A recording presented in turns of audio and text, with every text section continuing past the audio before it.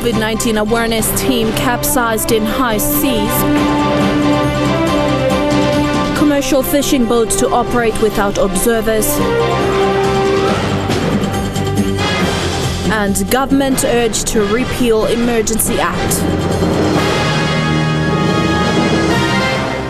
This is National MTV News with Helen Seah. Good evening and thanks for joining us for Monday's news. A boat carrying 6 men from the volunteer group MAM capsized just off the coast of Bagbag Island in Medang province on Monday. They went to the island to do awareness on COVID-19 when they were hit by strong waves, causing the boat to overturn. Howard Bagiro says all their valuable equipment like laptops were damaged. This group of men were part of the Medang Arts Maniac who have been doing awareness on COVID-19 since February. They were engaged by the COVID-19 technical response team for Medang as part of the awareness program. This group of men have been carrying out awareness into rural areas with limited funding. Their main backing was from World Vision. On Monday, while on an awareness trip to Bagbag Island, their boat capsized. We will take off Lusim Medang town around quarter past 2. From Medang to Bagbag Island, I'm right, just legally up low on Bagbag Health Center. People are sighting point one side low. Not a place lapse area. And we are going to solve our study. We plan no good straight. We go start cargo move, no man to move. We plan go, and we plan go inside. I think on 10 to 15 meters away, the time we plan go inside the landing area. And both them go inside. We put the airplane go inside na. Come again, the backside blame. Then solve our kind of backside them. Contact the boat straight. Contact the boat straight now. Sinking boat. Fortunately, there were no casualties. However, all the available properties were damaged.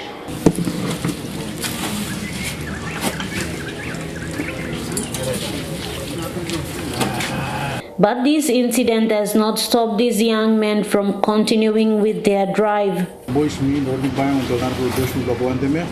we put him a full pena around the side of the front blame.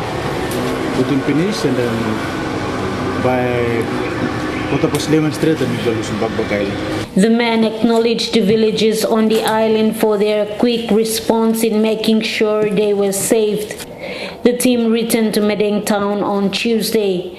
Martha Louise, National MTV News, Medang.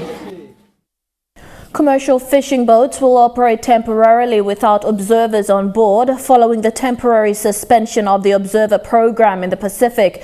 The 17-member Pacific Islands Forum Fisheries Agency, which includes PNG, have agreed to the latest move following safety concerns as a result of the COVID-19 pandemic and the pressures it places on repatriating observers back to their homes. The decision was reached after the 114th Forum Fisheries Committee meeting. Following an electronic meeting, the stakeholders came to a compromise, one that focuses on the safety of the humans responsible for checks on board fishing vessels, the fisheries observers. With the travel restrictions and also the call by several observer programs to repatriate their observers, this has made it very difficult for present vessel operators to comply with that requirement.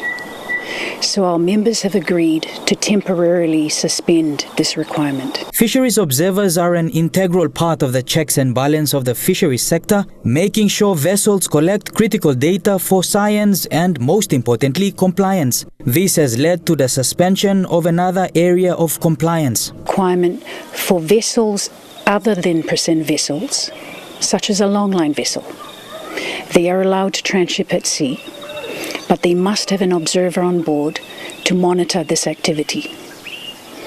Now again, with the unavailability of observers, this makes it difficult for those operators to meet this requirement.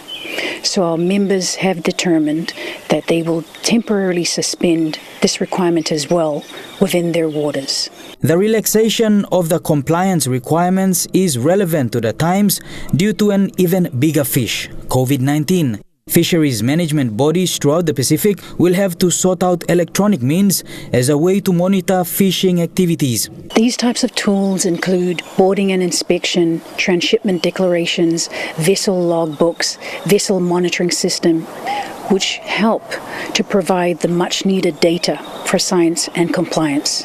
One positive from the situation is that it provides an impetus for prioritizing additional tools for the independent verification of data, such as electronic monitoring and electronic reporting. The members of the Forum Fisheries Agency have agreed to work together more strongly. Bradley Valenaki, National EMTV News.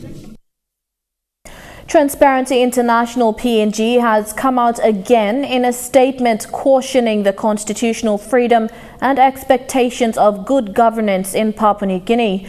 Referring to the Public Health Emergency Act, the anti-corruption watchdog says it can be irrevocably damaged if the government does not heed widespread concern to either amend or repeal the new act, warning further that new Public Health Emergency Act weakens governance and threatens democracy in PNG.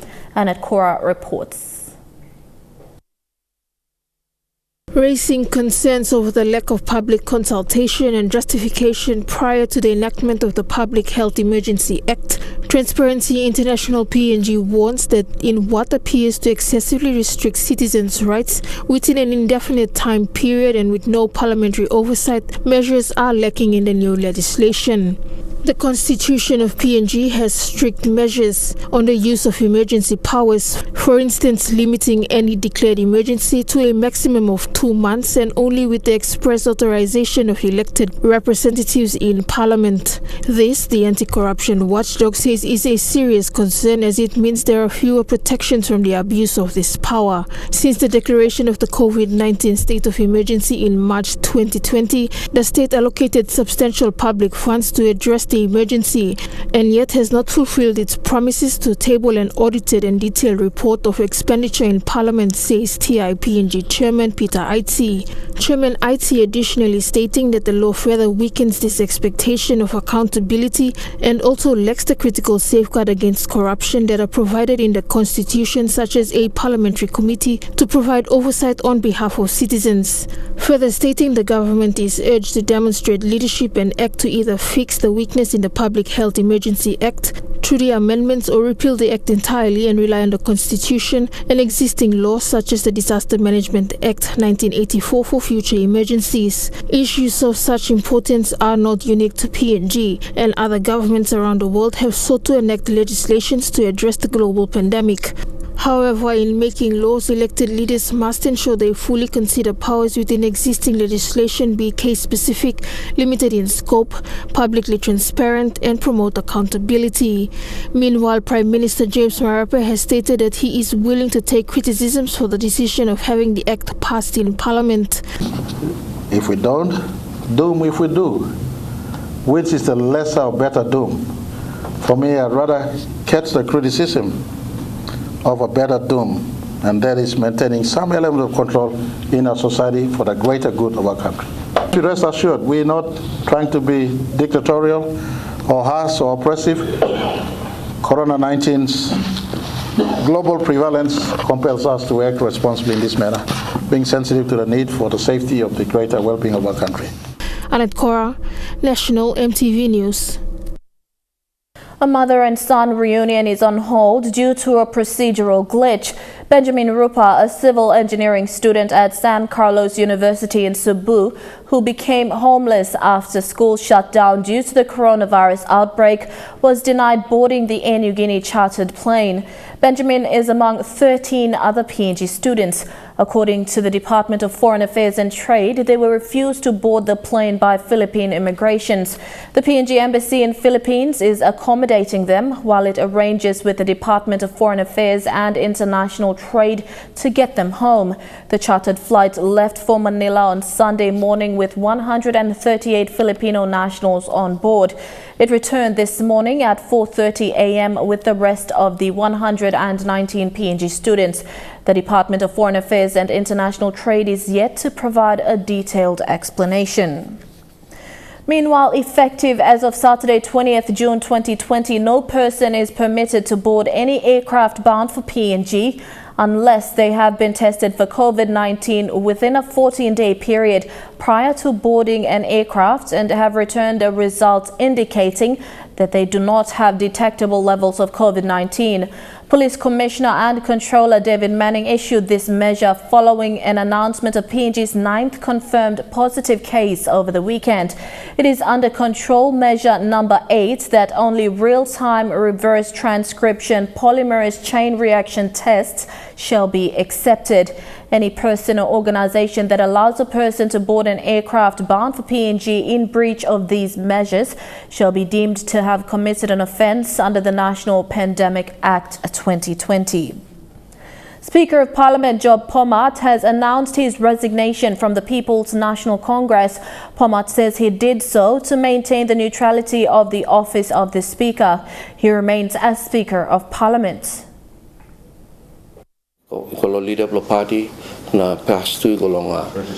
Recent political events on the floor of Parliament, including the subsequent move of the PNC party from within government ranks to the opposition, were among the reasons as to Pomat's resignation. That me resign also, member of the PNC party, na me remain also speaker, na me perform the work also speaker, also neutral man. In the September Parliament finish, or when I'm time only thing only not liking me, because President them said finish, that will use him the sessional order law, rouse him Deputy Speaker, and stop finish this option stop. But let me yet, conviction let me make him. One hard decision let me work him. Ino isi lang may make him lulusin party where maybe in part long for the last 12 or so years. Pomat says this was done in the best interest of Parliament. So me believe for the best interest of Parliament, believe me. On the 12th of June, at the last session of Parliament, there had been moves in place to remove the Deputy Speaker, a move which Pomat says highlights a weakness in Papua New Guinea's constitution. Now me example of Bougainville Parliament. And only adopt him system law, it's a Westminster system also. Only adopt him that for them to have a speaker, and body of law appoint him person outside, a prominent citizen to become the speaker, not a member of Parliament. In the Solomon Islands, they have an option. Only appoint him prominent citizen from outside to be the Speaker, or they appoint a member of Parliament, they elect a member of Parliament to become the Speaker. But when that member of Parliament accepts to be the Speaker, then he resigns. As a member of Parliament, the constituency belongs, he resigns, and he's just a Speaker. The Speaker also says that amidst social media allegations of misconduct and misuse of funds in office, that the Parliament's spending and expenditure are open for public perusal. So missing out again, come, books for Parliament and me open. Na come, na seki mipla. Na so mipla aswa, okay, law stop, kisi mipla. Mi aswa, law make him sabelo mi. Aswa so law sabelo mi ale aswa, M2, law must make him sabelo mi. At the last Parliament session, an extension on the state of emergency had been pushed, with the nation still dealing with the effects of the worldwide COVID-19 pandemic. Parliament resumes on the 25th of August. Jeremy Moggy, National TV News. Among stories after the break, one person killed and others injured in the nation's capital. Community Development Minister Wake Goi says he will ensure the Civil Registry Office is functioning under his department and new programs to enhance financial literacy. Stay with us for the details.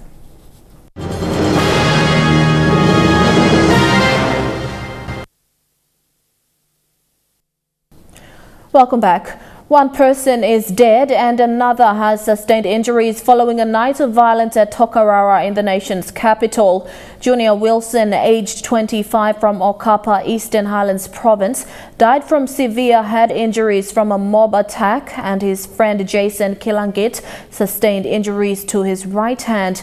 Police were called to the site this morning after angry residents blocked off the road, posing a risk for pedestrians and vehicles moving along that street. Relatives of the deceased are calling on the warring party to bring forward the suspects involved in the killing and allow police to start work on the case. Everybody on this street, we are kind of doing, helping us to do a peaceful protest. We have the deceased in Dhaka, and we are asking, with the police are here now, so we are asking those perpetrators to come so that we can hand over the body to them. And because it's not our responsibility. It's a young man, age 25. He's got a life ahead of him, but his life was shortcut by people for reasons unknown. Then we came down again to settle the differences without weapons, just normal. But they got sticks and irons and stones and they chased us out. The Civil Identity Registry Office, which was previously under the Department of National Planning and Monitoring, has now been moved to the Department for Community Development and Religion. Minister Wake Goi says with the office now under his department, he will ensure all issues affecting civil registry will be addressed. The minister made the announcement this afternoon. Minister Wake Goi says he will be visiting the office to restore confidence and to ensure all issues are addressed. We will do a very clean, true check to make sure that we get these things in order and see where we will begin, where we have stopped, and we can go forward. The Civil Identity Registry was established under the Civil Registration Act, which was responsible for the birth and death registration, among others. According to the minister, it was initially under his department. However, it was moved to the Department of National Planning and Monitoring. He thanked the Prime Minister for reverting the Civil Registration Act back under this department. And at least we move in and at least restore confidence in the people, People all over the country really want to know what's happening with NID, what's happening with the registry office. Are we still registering all the births around the country? Are we still registering all the deaths around the country? The minister further adding that most of its permanent staff are left unattached. He says with the office now under his watch, he will ensure offices are fixed and staffs get back to work. If people that really were long waiting to have the birth certificate or death certificate or marriage certificate or all other related papers that then are entitled to have it through this office, we will make sure that they will have it.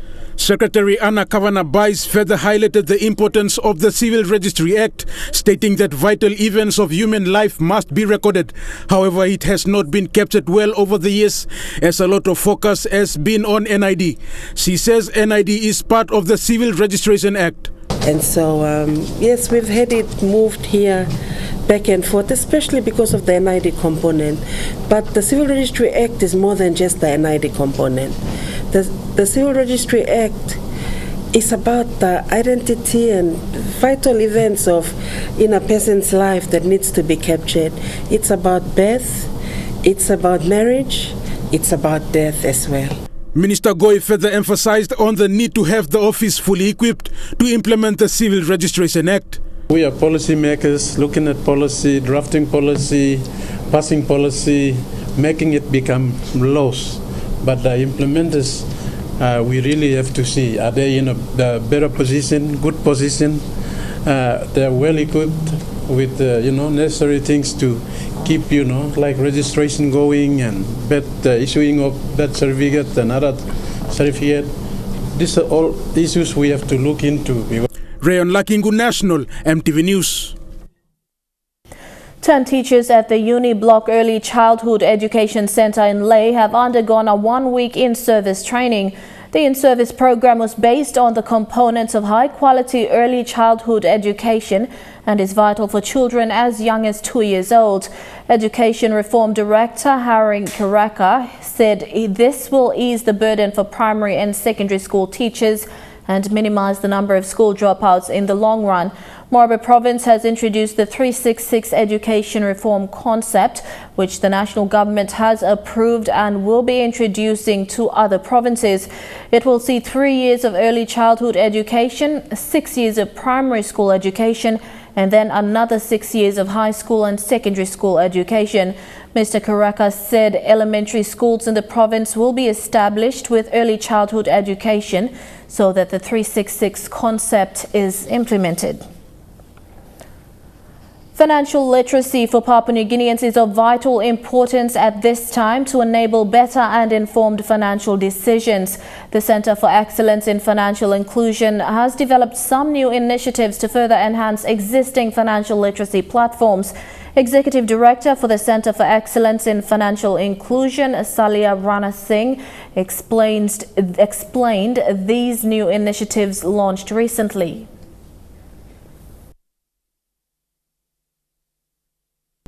At the establishment of the Centre for Excellence in Financial Inclusion in 2013 by the PNG government, there are about 1.3 million Papua New Guineans with bank accounts.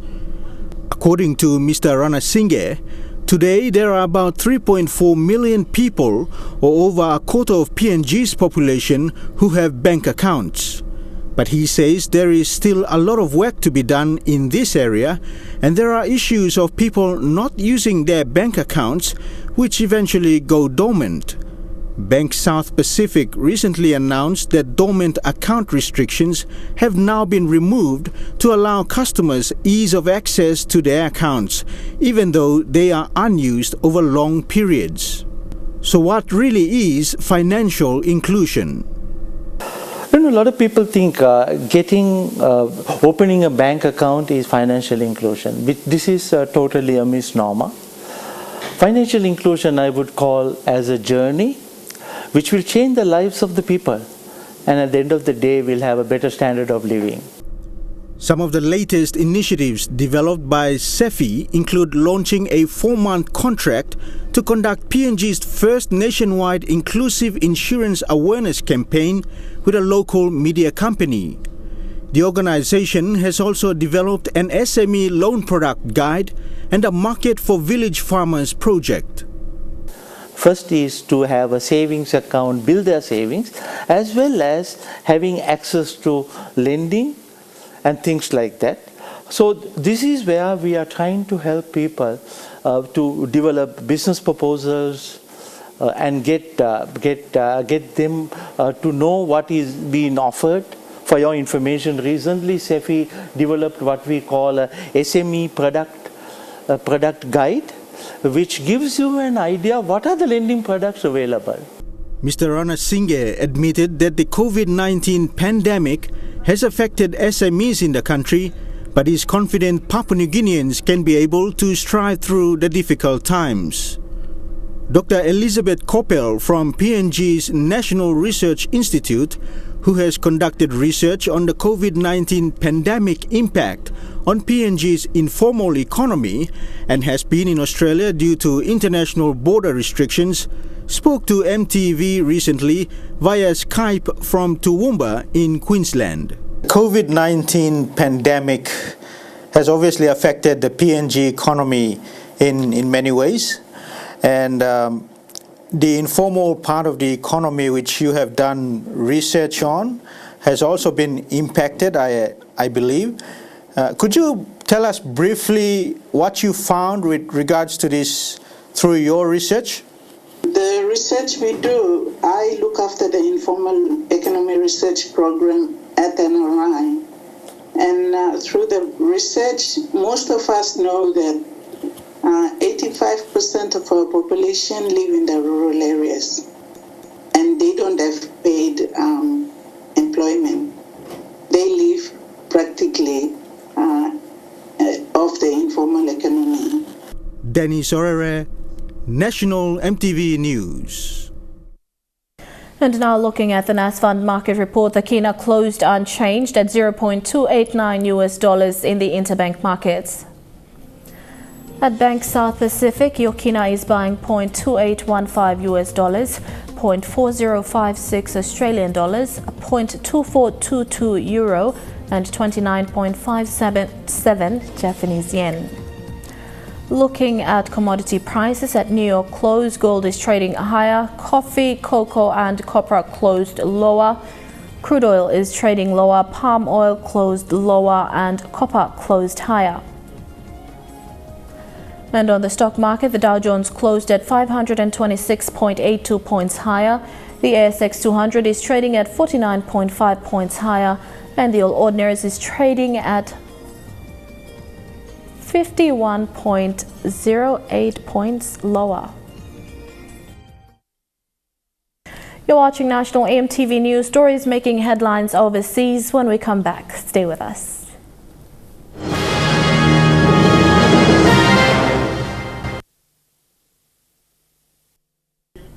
Welcome back to the news. Turning overseas, Peru reporting 184 deaths from the coronavirus on Sunday, taking the country's death toll past 8,000. Small towns in the region don't have the resources to combat the pandemic. 8 hours downriver from the nearest hospital, this remote Shipibo village in Peru's central Amazon is struggling. About 80% of this community has COVID-19 and no doctor to care for them.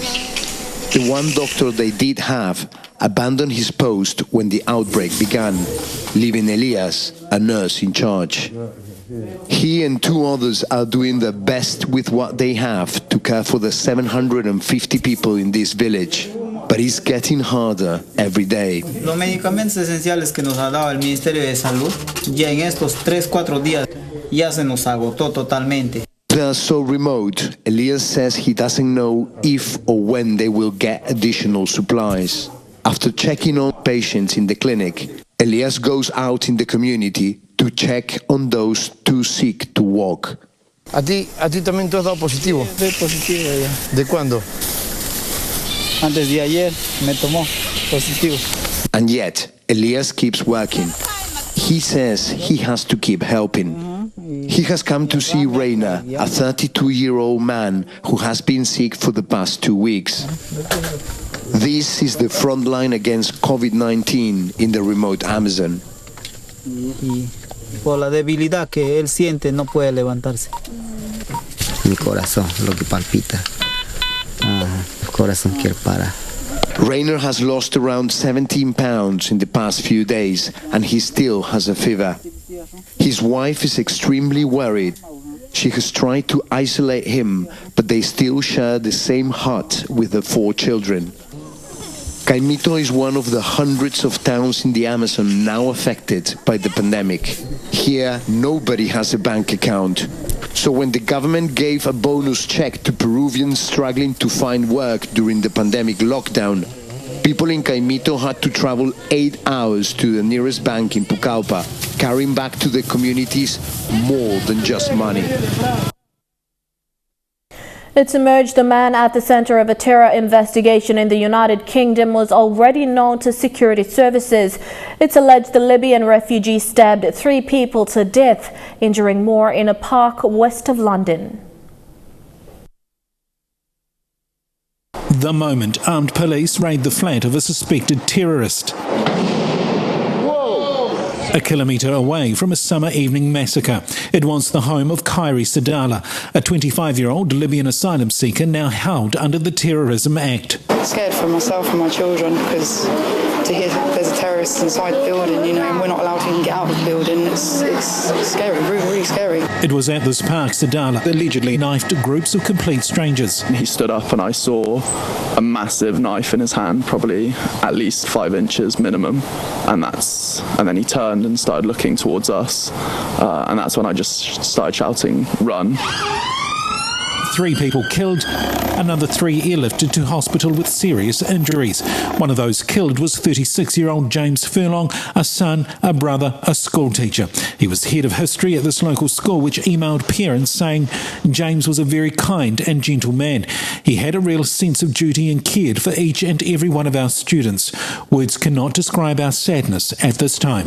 Police say mental health could be a factor, and they think the suspect acted alone. Presently, we are not looking for anyone else in relation to the incident. An incident declared Britain's worst terror attack in 3 years. Designating it a terrorist crime, they are convinced that there is evidence that he was pursuing a racial, religious, political or ideological cause. Khairi Sadala was at one point known to intelligence agency MI5 as somebody who might want to travel overseas, possibly for the purposes of terrorism, but he was briefly assessed and deemed low risk, and no formal investigation was launched. Now, in a vast counter-terror investigation, the focus is on finding any motive to what appears to be a senseless crime. Today marks Windrush Day in the United Kingdom, named after the Empire Windrush liner that brought thousands of Caribbean families to Britain in 1948. It was an answer to the British government's call to come and help rebuild the country ravished by the Second World War.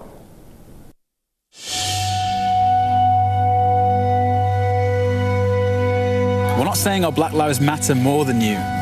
We're saying our Black Lives Matter too. The arrival of more than 400 happy Jamaicans. They've come to help the motherland along the road to prosperity. Away from the relics of empire and the long-abandoned vestiges of colonial grandeur, what does it really mean to be black and British today? This is Piers the poet, a spoken word artist, struggling to make sense of it all through poems like this one. And if we aren't heard with a knee or with a raised fist, how else can we resist? I think the greatest trick racism ever played was convincing England it doesn't exist. For decades, Britain has been having its own race reckoning. In the past, the spark has been police brutality, social injustice, or income inequality, but underpinning it all, a sense many say that to be black and to be British is to feel unwelcome in your own home. The Black Lives Matter movement has crossed the Atlantic and awakened uncomfortable conversations. Now an exclusive CNN Savanta Res poll has found how sharply the nation is divided along race lines. Policing, representation, history. It's clear that to be black in Britain is almost to live in a different country. 5 black British friends gained global fame after a picture of them carrying a white man to safety from the middle of the crush of a violent London protest went viral. Hailed as heroes, but the truth is more complicated. And Chukai Sports is next. Godwin Eki joins us at the sports desk. Thanks, Helen. PNG LNG retain naming rights with the Kumuls and a cricket program for the correctional services. Details after the break.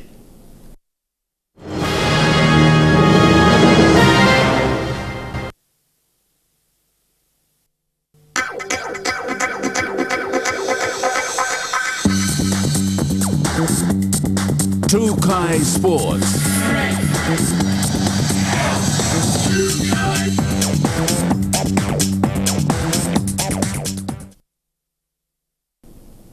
Welcome to Trukai Sports.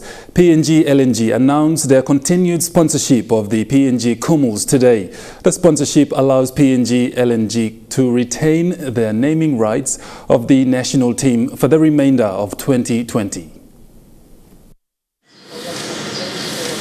The PNG LNG project, operated by ExxonMobil, have been a great supporter of Rugby League in the country. Last year, they helped establish Como Rugby Football League in the Hela province. They've sponsored the PNG LNG Como since 2013 and continue to show their support as naming rights sponsors. We truly value our partnership with the PNG Rugby Football League, as we are both organizations committed to developing shared values of leadership, teamwork, respect, personal integrity, and excellence. The company has been pleased with the recent success of the PNG LNG Kumuls in the 2017 World Cup and the famous win over the Great Britain Lions last year. With our continued partnership with PNG Rugby Football League and the PNG Kumuls, we all look forward to more of this excitement in a hopeful, safe, and successful 2020 as we prepare for the PNG LNG Kumuls participation in the 2021 Rugby League World Cup. The COVID-19 pandemic has had its impacts not only on Rugby League, but many other sporting bodies around the world. In spite of the challenges and uncertainties, the PNG RFL is extremely grateful to ExxonMobil and PNG LNG for their commitment to ensure that the sport is able to deliver a revised international and domestic program in 2020 under the new Banis protocols. PNG RFL Chairman Sandy Saka says, as part of its naming rights sponsorship, PNG LNG has agreed to not only support the PNG LNG Kumuls test team, but also the technical development and Kids to Kumuls programs. Support will ensure that we continue to invest in our domestic Kids to Kumuls program through their continued support of the programs for our referees and coaches and volunteers training and accreditation, and the Confederate and the National Championships programs the PNG RFL uses to identify and develop talent for our young boys and girls across PNG. The support will also ensure our planned end-of-year internationals for our PNG LNG Kumuls this year are delivered. Elijah Levet, Trukai Sports. The PNG LNG Kumuls coaching staff has a tough task ahead, especially in ensuring recent Kumuls representatives poised to take part in the Digicel Cup maintain the same stamina and condition required to be part of the Kumuls, with the Tier 2 competitions in Australia and the Super League sidelined. The Digicel Cup is the next competition for Kumuls recruitment. With renewed sponsorship by the PNG LNG, the men's national rugby league team, the PNG LNG Kumuls, are set for their campaign this year. Head coach of the Kumuls, Michael Marum, says in any instant the first competition they look at for Kumuls players is the National Rugby League in Australia, and why not with some exciting prospects with the likes of young Xavier Coates in the radar of another Kumuls call-up. The NRL players are normally the first ones that we look at. So, you know, the only time they don't get picked is when they're injured or they're not released by the club. So Xavier has been playing well 2 games now. So, you know, it's a challenge for him is to keep, you know, continue playing well until season ends. So make sure he get into that top side and, you know, keeps playing well and, you know, gets a bit more experience. So he's played 1 test match for us against Samoa last year. And he's a good kid, we all know that. He's fast, he's strong. And, you know what we want from him is just focus on his football. If there are games this year, we will call them into the side, but I'm sure all of them will be putting their hand up for World Cup 2021. Yeah. With the only rugby league competition outside of the NRL being the Digicel Cup competition, Michael Marum is left with no choice but to consider players from the country's premier rugby league competition. But Michael Marum says players who have recently featured in the Kumuls and will be playing in the Digicel Cup will have to be closely monitored, with Michael Marum to set targets and also analyze their performance over the course of the season. Marum says he still needs to see a great deal of improvement in the competition. They need to be really playing well. You know, we understand Digicel Cup competition probably be, you know, not the same as ISC and NRL and Super League. So, you know, they will have set targets for them. You know, there are certain things they need to achieve out of, you know, their own game. So, you know, I'll be going around doing videos and, you know, assisting them wherever we can with the other coaching staff. So make sure that they're given a fair chance and support for, you know, in order for them to be selected here. Felix Sukina, Trukai Sports. Trukai Sports continues after the break. Stay with us. Trukai Sports. Welcome back to Trukai Sports. The Correctional Services are looking to have a Cricket PNG program as part of their rehabilitation program for low-risk inmates. The members of the Correctional Service and Cricket PNG staff today met to finalize proceedings. Behavioral changes and attitude The Cricket PNG Cricket for Good program concept is set to pilot its program at the Bomana Correctional Service Institute. A meeting between the members of the Correctional Service and facilitators of the program was held today at the Cricket PNG office. Besides showing the basics of cricket to participants, the program also educates participants on being a productive member of society. The program is set to be part of the rehabilitation program for inmates, with low-risk inmates to be the first to benefit from the program. We have juvenile detainees, male detainees and female detainees at Bomana Correctional Institution. And we have institutional processes at the institution, and we come in here to race with PNG cricket team and then see how they can roll out these programs into the Bomana Correctional Institution as a pilot project, and we see that this program is going well, then we can extend to other institutions. Particularly, we concentrate in Bomana. Margaret Sibona, the program manager for the Cricket for Good program, says they piloted it in schools and communities last year and are anticipating it to be a success at the Bomana Institute.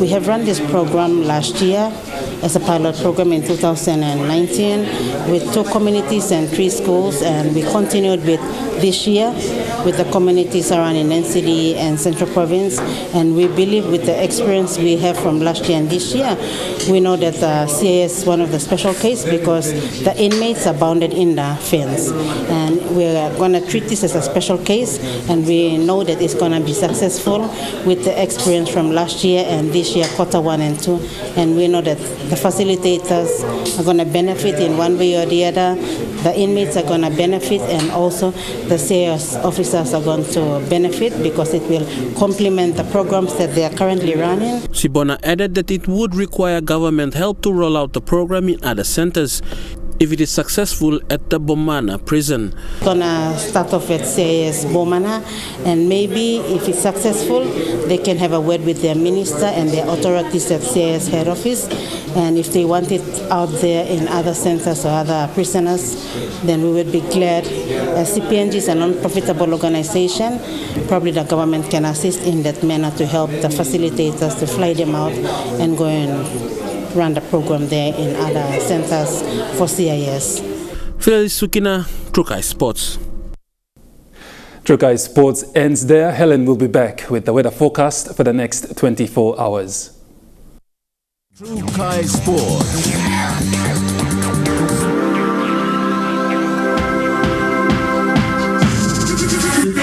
Trukai Sports.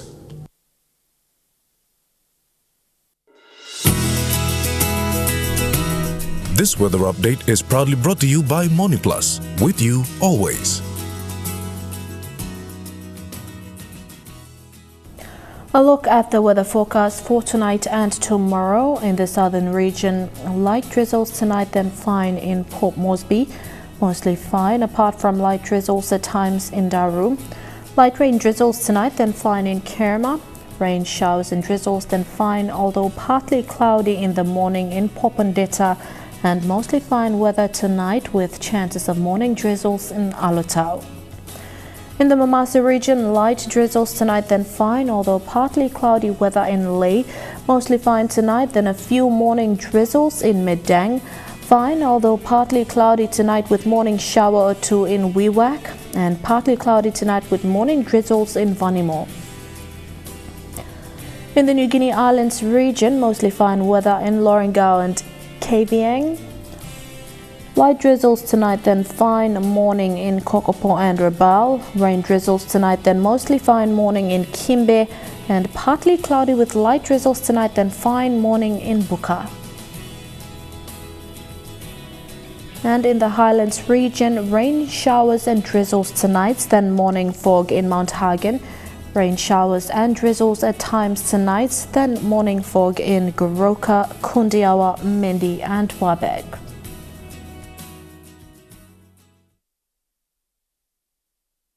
The weather update was proudly brought to you by MoniPlus, with you always. And that's the sport news, sport and weather for Monday, 22nd of June 2020. From all of us here at EMTV, pleasant viewing. Good night.